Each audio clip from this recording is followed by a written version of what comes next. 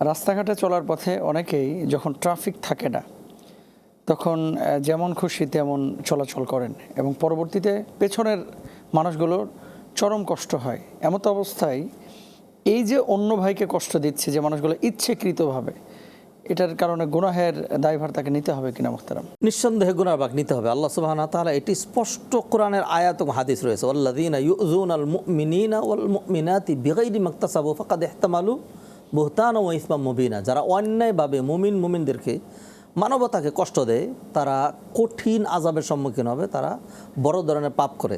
এবং স্পষ্ট হাদিস রয়েছে, ইদাউল মুসলিম হারাম, একজন মুসলমানকে মানুষকে কষ্ট দেওয়া সেটি হারাম। রুলস মানা যেটি, এটি যদি শরিয়ার বাইন্ডিংস বাদও দেন, রুলস অনুসরণ করা এটা জেন্টালিটি এবং ভদ্রতা।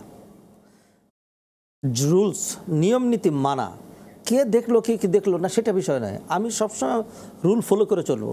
রাষ্ট্রের নিয়ম নীতি যদি সেগুলো তো আমাদের মানতে হবে, যতক্ষণ পর্যন্ত সরাসরি সেই নিয়মটা আল্লাহ সুবহানাহু ওয়া তাআলা আদেশের সাথে কন্ট্রাডিক্টরি না হয়, হ্যাঁ, ততক্ষণ পর্যন্ত সেই রুলটা আপনাকে মানতে হবে।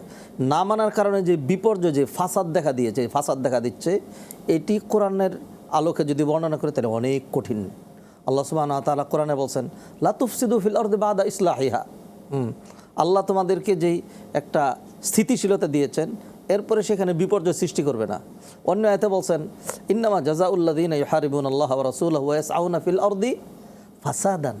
যারা জমিনে বিপর্যয় সৃষ্টি করে, আমি আমার গাড়িটা বাঁকা করে রাখলাম, ফলে দেখা গেলো পিছনে যে যানজটটা তৈরি হয়েছে, এমনও হতে পারে যে একটা গাড়িতে একজন রুগী ছিল, হ্যাঁ, সেই রুগীটা যদি 1 মিনিট আগে হসপিটালে নেওয়া যেত তাহলে হয়তো তার একটা চিকিৎসা করা যেত, তো মারা গেল, তাহলে এইটার দায়ভার কার হবে?